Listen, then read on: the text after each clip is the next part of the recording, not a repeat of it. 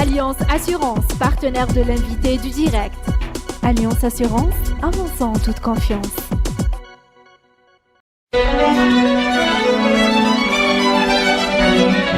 Pour bien s'entendre, il faut bien s'écouter. Rendez-vous sur M, la petite radio du Grand Maghreb.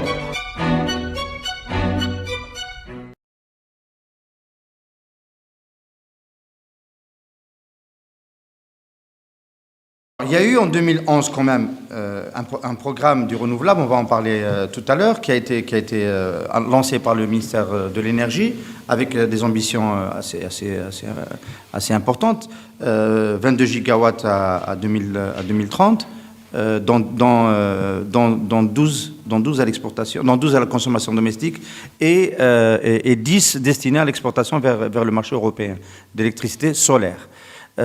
Mais on a le sentiment, depuis une année ou deux, qu'un autre arbitrage a été fait plutôt en faveur du gaz de schiste. C'est aujourd'hui du gaz de schiste que l'on parle en premier. Et cet arbitrage s'est fait comment, selon vous? Est-ce qu'il y a eu une discussion, des études? Pourquoi le gaz de schiste est devenu, dans le futur mix algérien, le recours numéro un? Là, effectivement, on sort du débat d'experts. Là, on va aller dans un autre débat. Si je vous suis dans cette logique. L'objectif que vous avez arrêté, que vous avez repris en fait du programme gouvernemental, a été aussi dernièrement révisé pour votre information. Vous savez qu'on avait initialement arrêté qu'il y aurait donc les 22 000 mégawatts d'ici à 2030, ce qui devrait correspondre à 30% de la génération électrique. Et dernièrement, le programme a été révisé pour ramener les 12 000 à 24 000 ou 25 000 mégawatts. D'accord. Tout ceci indique bien qu'il n'y a pas eu une évaluation précise de ce programme. Je vais m'expliquer. Vous ne pouvez pas comparer ce qui n'est pas comparable.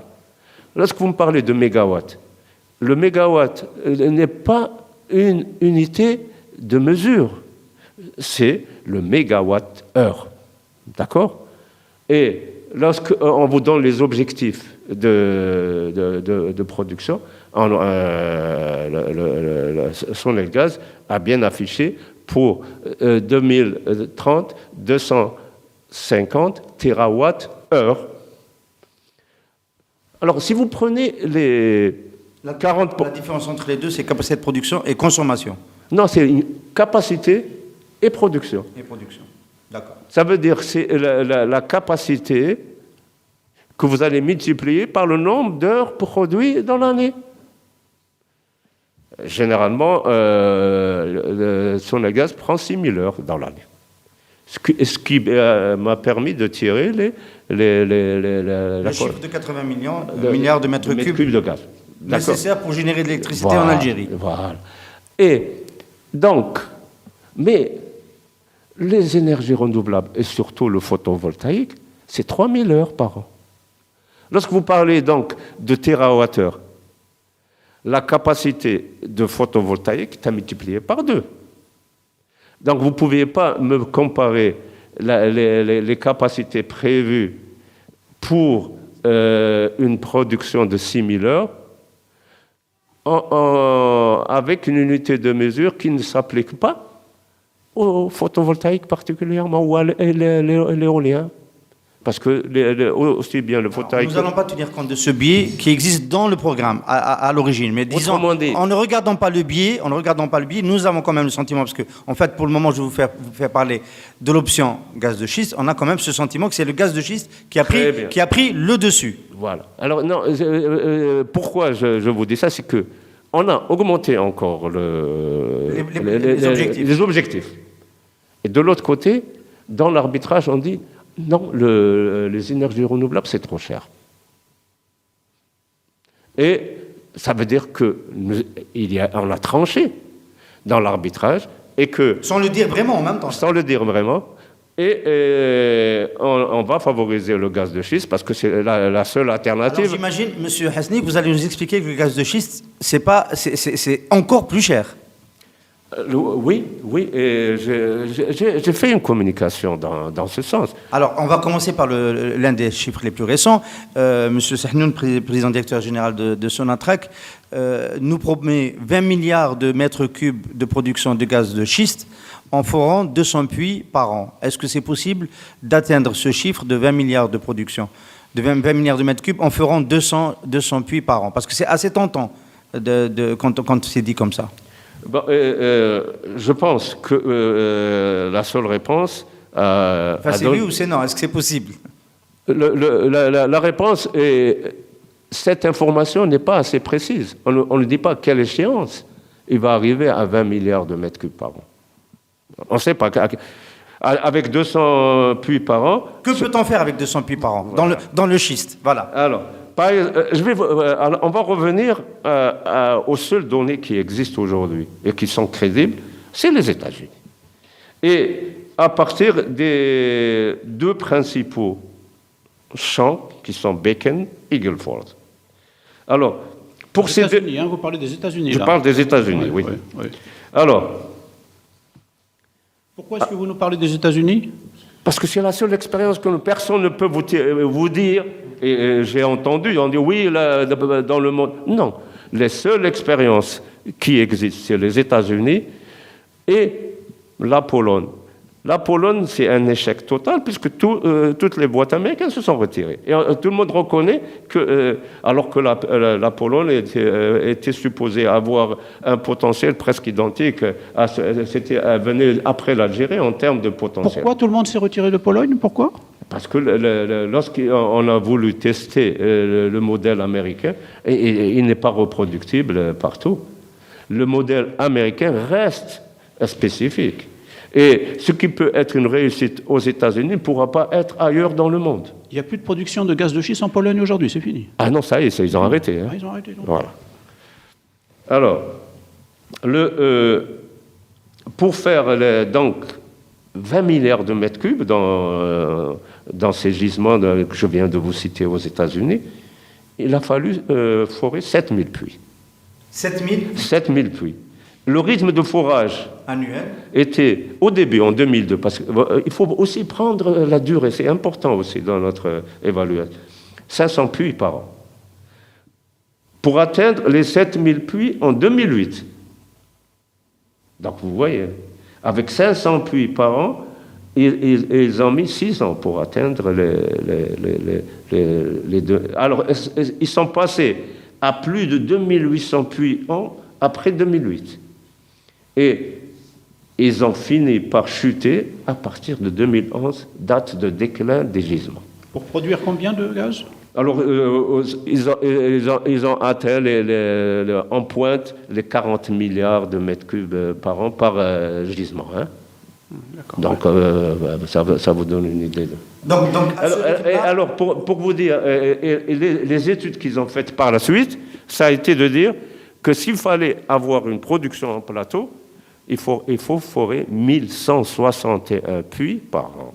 Et je réponds par là même à votre question. Donc 200 puits, c'est totalement irréaliste. On ne peut pas espérer avoir une production importante de gaz de schiste. On ne pourra pas avoir les 20 milliards avec 200 puits par an. Il en manquerait à peu près 1000, quasiment. 800, disons. On va dire 800 pour aller à 1000. Il faudrait avoir un rythme de production de 1000 puits par an pour avoir une production à la dimension de nos attentes et de nos besoins. Alors d'autant plus que vous nous dites, M. Hasni, que la durée de vie d'un puits de gaz de schiste est très courte. Là, on va revenir un peu au coût. Parce que les forages aux États-Unis est tiré donc des données de près de... il y a eu plus de 30 000 puits forés par gisement. Et qu'est-ce qu'ils disent? Les rendements des puits, au bout d'une année, ont chuté de l'ordre de 41 à 47%. Et au bout de 3 ans, c'était près de 85% de chute de production. Et ceci ne fait que confirmer les informations que nous avions déjà. C'est pas quelque chose de surprise. Ce n'est pas une surprise. Ce que vous nous dites, c'est qu'on peut pas additionner donc les forages. C'est-à-dire qu'au bout de 3 ans, un forage, 3 ans, 4 ans, il faut... Au bout de 5 ans, il faut refaire tous les forages. Il faut refaire tous les forages. Et il faut condamner les anciens. Donc, ceci nous ramène au coût.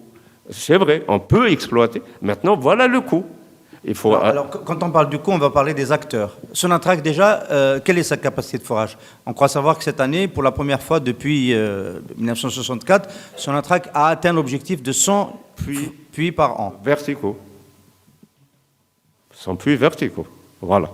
Alors, nous parlons de puits horizontaux pour le gaz de schiste. Donc, et c'est un objectif qui date de plus de 10-15 ans, hein, il faut le dire. Donc, raisonnablement, pour développer le gaz de schiste, Sonatrach ne va pas être l'acteur principal. C'est-à-dire, compte tenu de ses capacités de forage... C'est pour ça que nous c'est un marché pour les autres. Si on fixe un objectif à court terme, c'est un marché pour les autres. Maintenant, si on écoute un peu les décisions ou les arrêtés par aussi bien le Premier ministre que le Président lui-même, il a dit « Nous avons 4 ans pour faire des tests et nos enfants demain verront en 2020 s'il faille exploiter pour eux ça. » Ça rejoint un peu les limites que j'ai fixées. C'est pas ce qu'on dit c'est pas ce qu'on dit dans le secteur de l'énergie. Moi, ce que j'ai lu. On a l'impression quand on discute avec les responsables que dès qu'on est sûr de rendement de ces puits, à mon avis, il y aura des appels d'offres pour passer en mode d'exploitation. Moi, je ne peux pas vous donner. Moi, je vous parle en tant qu'expert. Je dis voilà ce que le président, qui reste la seule souveraineté, à mon avis, est en mesure de prendre ce genre de décision, sachant que le CNE ne se réunit pas. Voilà. Donc, moi, je ne peux je peux pas commenter d'autres. Alors, ce rythme effréné de forage qui est nécessaire pour avoir un minimum de rentabilité dans l'exploitation du gaz de schiste, c'est un premier centre de coût. Les autres centres de coût, ce sont les effets sur l'environnement. Absolument. Et si vous écoutez un peu tout ce qui s'est dit, il faudra donc avoir une unité de traitement de tous les rejets pour pouvoir récupérer l'eau, récupérer les produits chimiques, etc. Pour ne pas... c'est ça. Donc, ça, c'est un coût qui peut être élevé. Mais le coût le plus important va être la condamnation des puits. On a vu que la durée de vie, c'est 5 ans. Si on respecte les normes en la matière, il faut condamner le puits. La condamnation d'un puits coûte autant que le forage. Et le forage... Le coût moyen du forage conventionnel aujourd'hui 18 à 20 millions... Non. Le conventionnel aujourd'hui, d'abord. Alors, le conventionnel devrait tourner entre 8 à 10 millions de... Tandis qu'un forage horizontal Horizontal, 18 à 20 millions de dollars. Et plus vous allez dans le sud, et plus la logistique sera chère, et plus ça va s'élever. Ce n'est pas le cas des États-Unis. C'est ça ce qu'il faut qu'on ait en tête. Il faut savoir que toute la logistique pour l'eau, tout ça, est beaucoup plus facile aux États-Unis que chez nous en plein désert. Les défenseurs du gaz de schiste vous diront qu'en retour, par contre, en Algérie et dans le désert, on a moins de contraintes de proximité, de voisinage, toutes les contraintes qui sont liées qui sont très fortes aux États-Unis avec l'environnement. Le fait qu'il y ait des villes à côté, des habitants, des fermes, etc. Écoutez, l'environnement, c'est pas seulement les hommes, même la vie d'un homme reste importante à notre avis. Hein. Il ne faut pas non plus que nous puissions... Vous avez le sentiment, M. Hasni, que ces chiffres sont délibérément occultés sur la très grande spécificité du modèle américain d'exploitation du gaz de schiste? Est-ce que vous avez le sentiment qu'on ne dit pas toute la vérité? Sur ce volet économique, je ne parle pas du volet environnemental, il a été très bien défendu par les habitants de En Salah, mais le volet économique en lui-même, qui nous intéresse en priorité aujourd'hui. Je pense, le volet économique, c'est clair. C'est clair que personne n'est en mesure de vous donner un chiffre. Vous ne pourrez pas. Alors, vous avez vu que c'est au bout de 5 ans que vous pourrez avoir une idée précise de votre potentiel. Hein. Moi, je suis surpris lorsque, après 2 forages, on puisse tirer une tendance. Non, personne ne peut aujourd'hui vous donner une réponse quelconque à quels sont les risques, quel va être le coût de ce programme. C'est seulement après 4 à 5. Écoute, 4 à 5 forages. Les États-Unis, 4 à 5 années. D'accord. On peut déterminer le potentiel réel. Les États-Unis ont mis 10 ans pour pouvoir arriver au développement de ce gaz de schiste. Alors, Monsieur Hasni, moi j'ai l'impression que ce que vous dites n'est pas fondamentalement différent des informations qui ont été données officiellement par le dossier. Vous suggérez qu'il y a un double langage des autorités algériennes, c'est-à-dire que vous pensez qu'on nous dit qu'on est en train de réfléchir et que les décisions seront prises qu'en 2020, mais vous pensez qu'on a déjà pris les décisions, c'est-à-dire que vous pensez... Non, ce que j'ai dit que le débat d'experts est pollué par la politique. Je ne peux pas m'exprimer sur la politique, et vous ne m'entraînerez pas sur ce terrain-là, mais le contexte actuel fait que malheureusement, la politique reste un élément déterminant. Alors, on va poser la même question peut-être différemment. Alors, Monsieur Hasni, ce qu'on a opposé au développement rapide des énergies renouvelables en Algérie, moi j'ai entendu 2 catégories d'arguments dans la bouche de ceux qui étaient sceptiques. 1, c'est trop cher. 2, c'est un marché pour les autres. Tout le monde le dit, M. Boutelfa le premier, directeur général de Sonatrach, Sonelgaz, pardon. Si on n'arrive pas à construire chez nous les équipements pour le renouvelable, ça ne vaut pas la peine. On va fournir un marché, on va créer de l'importation d'équipements, donc les panneaux solaires doivent être faits ici, les champs solaires dans le CSP doivent être intégrés en partie par les Algériens, les turbines, il a fait un pas, mais bon, les turbines doivent être produites en Algérie, c'est très bien. Mais on ne tient pas le même discours pour le gaz de schiste. Tout le monde sait que si on se lance dans le gaz de schiste, ce n'est pas Sonatrach qui va réaliser l'essentiel des forages. Donc, très cher, le gaz de schiste, on le voit, est très cher. N'intégrons pas l'économie nationale et la production nationale. On voit que dans le cadre qui nous intéresse, le gaz de schiste n'intègre pas. Pourtant, on veut y aller. Il n'y a pas Donc, il y a quand même un arbitrage politique. On va quand même vous ramener vers la politique. Oui, alors cette question-là, non, ce n'est pas au plan technique qu'on va amener la politique, c'est au plan sécuritaire.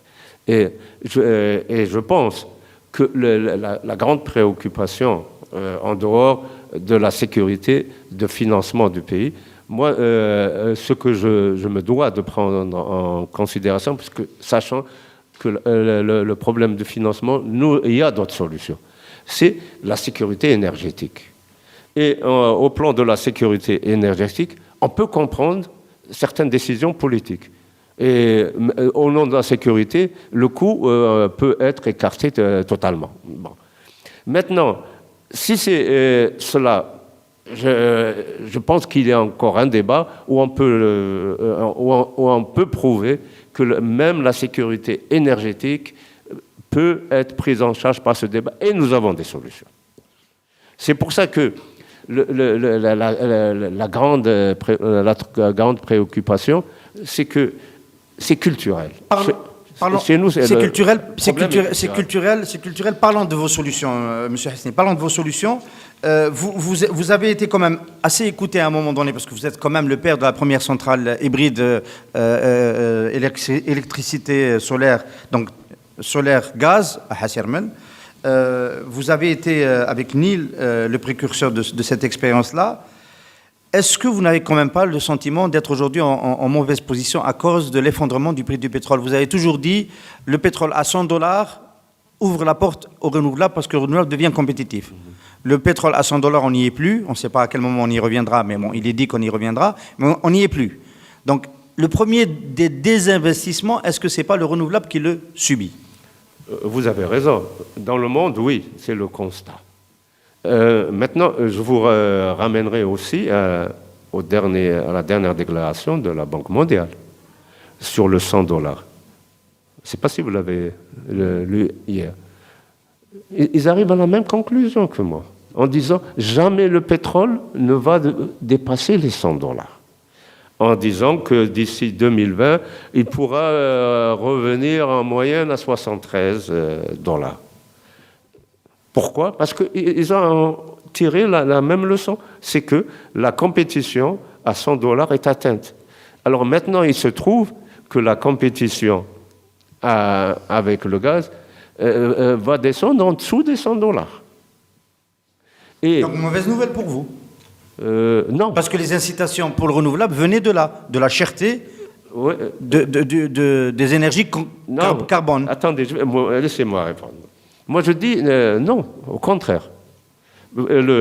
Nous, lorsqu'on va aller en hybride avec le gaz torché, on va descendre à moins de 10 centimes de dollars le kilowattheure. Et c'est ça qui... Attendez, vous étiez à 17 centimes il y a 2 ans, maintenant vous proposez 10 centimes de dollars le kilowattheure. Quel est le progrès technique qui permet de gagner encore 70%? Attendez, je vais revenir à ça. D'abord, les tendances constatées aujourd'hui sur le marché. Et ça nous permettra par là même d'ouvrir la parenthèse pour les Saoudiens. Les Saoudiens, avec leur société Aqua, sont devenus les leaders aujourd'hui dans le monde. Ils ont remporté les 3 projets au Maroc, 150 et 2 fois 250, à Ouarzazate et Nour 1, Nour 2. Nous parlons de CSP, de solaire concentré. Avec stockage. Avec stockage. Ça veut dire que c'est 3 à 4 heures de stockage. Le coût du stockage, c'est 50% plus cher que lorsqu'on n'avait pas de stockage. Notre cas d'hybride, on n'a pas de stockage.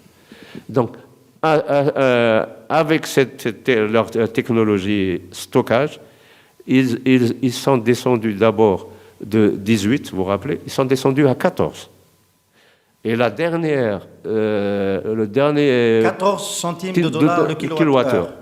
Et au niveau de l'Afrique du Sud, ils se sont permis même de descendre plus bas.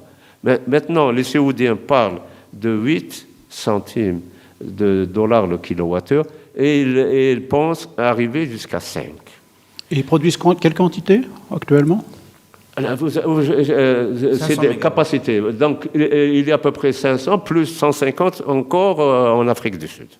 C'est quoi l'unité? C'est le mégawatt. 500 plus 150. Ouais, non, ils ont pratiquement 500 au Maroc et 150 en Afrique du Sud. À comparer par exemple aux 20 mégawatts que nous produisons en Algérie. Voilà. Et ils sont en train de lancer un autre projet, même chez eux, maintenant, 150 mégawatts. Alors, Ils produisent en tout, donc 800 mégawatts, c'est ça? Ils ont remporté pour plus de 800 mégawatts de contrats. D'accord. Aujourd'hui, voilà. D'accord. Mais nous, l'objectif des pouvoirs publics algériens est beaucoup plus ambitieux que ça. C'est 2200 mégawatts, c'est ça? C'est pour ça qu'en série, là, pour dire attention, vous avez des objectifs très ambitieux et en termes de réalisation, il n'y a que la centrale qui est hors programme, celle de Hassimel, qui existe en ce qui concerne le solaire thermique. Ça veut dire, on est à quel degré d'avancement de notre programme aujourd'hui, nous, alors? Vous prenez le Hassimel, c'est 25 mégawatts, 25 sur combien? 12 000 Sur 12 000. Sur 12 000. 25 sur 12 000. Sur 12, c'est 12 000 le programme. Hein, c'est 12 000 le programme. Les deux centrales totalement solaires, qui ne sont pas hybrides, de Naama et de Ouadsouf, sont en cours de réalisation, où l'appel d'offres a été lancé. Oui, mais c'est du photovoltaïque. Oui, ce n'est pas du CSP. Voilà. Et les aléas du photovoltaïque obligent Sonelgaz à avoir une réserve équivalente à ça. En électricité conventionnelle. Donc, le coût réel du kilowattheure produit doit être aussi augmenté des investissements dans la réserve. Sonelgaz est en train d'avoir 30% de réserve, alors que dans le monde, on ne dépasse pas 5% de réserve de capacité. Ces 30%, ce n'est pas lié au programme du renouvelable, hein? Ce n'est pas lié au programme de renouvelable parce qu'il n'est pas, il pas encore mis en œuvre. Donc, Voilà. donc on ne peut pas, on peut pas l'imputer au programme du solaire. Donc votre solution, votre filière, ce que vous préconisez, c'est d'utiliser le gaz, les gaz torchés pour hybrider la production d'électricité solaire. Voilà. Et donc ça ne peut se faire que sur les champs ou à proximité des champs gaziers et pétroliers, là où il y a du gaz torché. Mais messieurs... Après, il y a des coûts de transport. Écoutez... Des problèmes de transport. Non. Écoutez. À terme, lorsque un champ gazier arrive à déplétion, ça veut dire qu'on ne peut plus l'exploiter commercialement, il restera au moins 30% de gaz là-dedans. Ces 30%, on ne va pas les laisser. On va faire de l'électricité sur place. On est condamné à aller, à terme, sur tous les gisements au Grand Sud. Lorsque vous avez les petits gisements du sud-ouest, là, à Darar Temimoun, pourquoi on a eu des problèmes à tirer un gazoduc? Parce que l'économie d'échelle va faire en sorte que vous allez vider les gisements en moins de 10 ans, parce qu'ils sont petits. Et ça ne justifie pas un gazoduc. Pourquoi ne pas aller, au lieu de transporter du gaz qui coûte cher, on va transporter l'électricité? Ça coûtera beaucoup moins cher, en courant continu. Ça présuppose que l'économie de demain, c'est une économie de consommation d'électricité en priorité. Alors, là, vous venez à la transition énergétique. Le marché de demain, 80% électrique. D'ici 2050, 2040, 80% du marché énergétique sera électrique. Quel marché? Énergie. Marché mondial, vous parlez du marché mondial? Oui. Ça, c'est l'étude de Shell que j'ai reprise souvent. Bon, l'utilisation du gaz torché, vous dites... Je veux terminer. Et écoutez, oui. Est-ce que vous avez vu l'évolution? On est en train d'assister à une mutation qui va nous dépasser. Lorsqu'on voit E.ON, la plus grande boîte E.ON allemande en électricité, qui a vendu tous ses actifs en hydrocarbures. Vous le savez, ça. Vous voyez toutes les grandes boîtes pétrolières qui sont en train de se désinvestir dans le pétrole. Ça veut dire quoi? C'est annonciateur d'une limite. La rareté des ressources se traduire par ça. Ensuite, vous avez la deuxième dimension. C'est la sécurité énergétique. Donc, c'est ce qui préoccupe, je pense, aussi nos dirigeants. La sécurité énergétique, maintenant en Europe, veut réduire sa dépendance aussi bien vis-à-vis des Russes que vis-à-vis du monde arabo-musulman. Le plus grand potentiel de solaire thermique, c'est l'Algérie. Vous savez ce que ça représente? C'est l'équivalent de 40 000 milliards de mètres cubes par an. C'est comme si on prenait le champ de Hassim El à ses débuts, où il est 4 000 milliards de mètres cubes, et qu'on vide chaque année 10 fois Hassim El. Mais monsieur Hasni... Alors, expliquez-moi comment on peut être aveugle devant... Quelle est la meilleure sécurité énergétique de cela? Le problème moi, que j'ai aujourd'hui, c'est que j'arrive pas à comprendre. Bon, il y a aujourd'hui en Algérie des partisans du gaz de schiste, des gens qui sont anti-gaz de schiste. On sait on nous dit qu'il y a un énorme gisement dans le renouvelable, mais il n'y a pas d'avocat du renouvelable aujourd'hui en Algérie. C'est quoi les solutions du renouvelable aujourd'hui? Comment est-ce qu'on peut développer l'énergie solaire aujourd'hui? C'est d'abord en parlant, comme on est en train de le faire. C'est aussi le débat que nous demandons. Et on continuera à appeler à ce débat. Et la réalité va s'imposer à nous, comme je viens de vous le dire. Je reprends aussi les dernières déclarations. Est-ce que vous voyez à quoi venir en Algérie pour réaliser les prochains appels d'offres CSP? Moi, je le souhaiterais. L'acteur saoudien. Pourquoi? Parce que alors ça me permet de dire, qu'en est-il de l'acteur algérien que vous avez créé il y a quelques années, qui est Nil, et qui était une joint venture entre Sonatrach et Sonelgaz, et qui était supposé, avec un acteur privé aussi, qui était supposé. On espère que on appelle. La loi a consacré. Est-ce qu'elle est dissoute d'ailleurs, Nil? Non. Pas encore. Donc on peut toujours la réactiver. On le souhaite. Et moi, ce qui me gêne aussi dans le discours politique, c'est que on nous dit il y a le monopole de Sonelgaz sur les énergies, le programme d'énergie renouvelable. Alors que la loi a consacré l'ouverture aux producteurs algériens. On n'a pas dit étrangers, algériens. Donc pour vous, c'est une erreur, et c'est une erreur d'avoir donné ce monopole à un acteur du conventionnel. D'autant plus qu'il a une autre mission qui est beaucoup plus importante, pour laquelle il a des difficultés à trouver les moyens et les ressources pour l'assurer. C'est distribuer l'électricité. Eh bien, nous on dit, au niveau de la production, il faut que... Alors, on ne parle pas de producteurs privés, un partenariat public-privé, c'est ce qu'on a toujours demandé. Et Nil est le meilleur exemple de partenariat public-privé. Remettant Nil en selle, les moyens de financement vont se raréfier, qu'on soit bien sûr, puisque là on est obligé de faire un arbitrage entre les énergies renouvelables et le gaz de schiste. C'est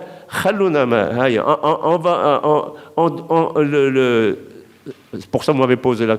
Arwa peut être un partenaire qui ramène généralement du financement. Et à ce moment-là, on va alléger la pression sur les besoins de financement aussi du pays. Et on a reproché au modèle de Hassi El-Malek que vous avez conduit d'avoir réussi uniquement par la subvention du prix garanti à la du kilowattheure. C'est faux. C'est faux. Puisque c'était un appel d'offres. Oui. C'est comme pour les centrales de dessalement. Exact. Comme pour le dessalement. Exact, ouais. C'est le même modèle.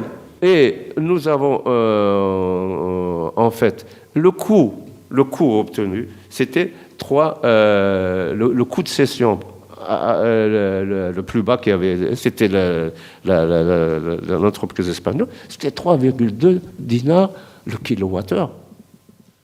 Et dans notre appel d'offres, on avait mis un plafond. On avait dit maximum 4 dinars. Et c'est comme ça qu'on a obtenu les 3,2 dinars. Monsieur Hasni, Leurs 3,2 dinars le kilowattheure.